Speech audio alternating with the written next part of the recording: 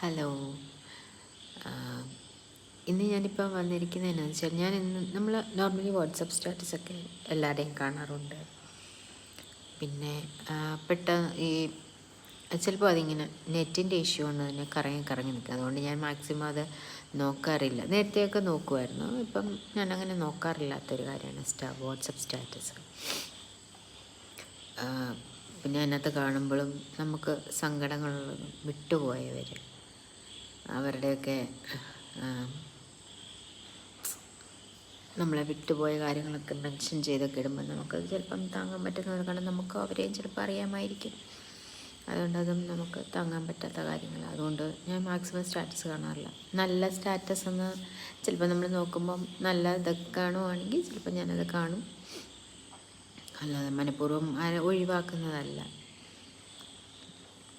പിന്നെ കാരണം ചില സ്റ്റാറ്റസുകൾ കാണുമ്പോൾ സങ്കടം, നമ്മളെ വിട്ടുപോയ അച്ഛനായിരിക്കും, അമ്മയായിരിക്കും, സഹോദരങ്ങളായിരിക്കാം, ഫ്രണ്ട്സായിരിക്കാം.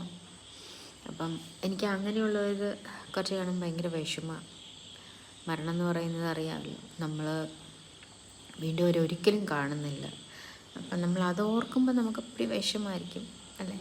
ഒന്ന് പിണങ്ങിപ്പോവോ അല്ലെ ദൂരോട്ട് യാത്ര പോവുകയൊക്കെ ചെയ്യുമ്പോൾ നമ്മൾ ഓർക്കും ഭൂമി ഉരുണ്ടതാണ്, അവരെയൊക്കെ എന്തെങ്കിലും നമ്മൾ മീറ്റ് ചെയ്യും എന്നൊക്കെയാക്കും. പക്ഷെ മരണം അങ്ങനെയല്ല. മരിച്ചു കഴിഞ്ഞാൽ നമുക്കൊരിക്കലും അവരെ തിരിച്ച് കാണാൻ പറ്റത്തില്ല. എൻ്റെ അച്ഛൻ ഞാൻ എപ്പോഴും ഓർക്കാറുണ്ട്, കാരണം ഇനി ഒരിക്കലും തിരിച്ച് കിട്ടത്തില്ല, കാണാൻ പറ്റത്തില്ല.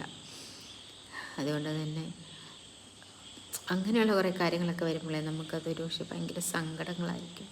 മിക്കവാറും ഞാനത് വൈകിട്ട് കിടക്കാറാകുമ്പോഴേ ഈ സ്റ്റാറ്റസൊക്കെ കാണുന്നത്. അപ്പോൾ നമുക്കത് കണ്ടിട്ട് കിടക്കുമ്പോൾ ഭയങ്കര ബുദ്ധിമുട്ടുകളാണ്. കഴിവതും ഞാനതൊക്കെ ഒഴിവാക്കുന്നുണ്ട്.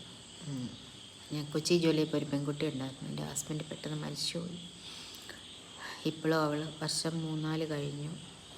ഇപ്പോഴും അവൾ പുള്ളിയുടെ കാര്യങ്ങളും സങ്കടങ്ങളിലുള്ള കുറേ സോങ്സും ഒക്കെ ഇടുന്നത് ഞാൻ ഇപ്പോഴും ഒക്കെ മറക്കാൻ പറ്റുന്നില്ല. നല്ല വണ്ണമുണ്ട് ആ കുട്ടിക്ക്. ഹസ്ബൻഡ് ചെറുതാണ്, വണ്ണമൊന്നും ഇല്ലായിരുന്നു.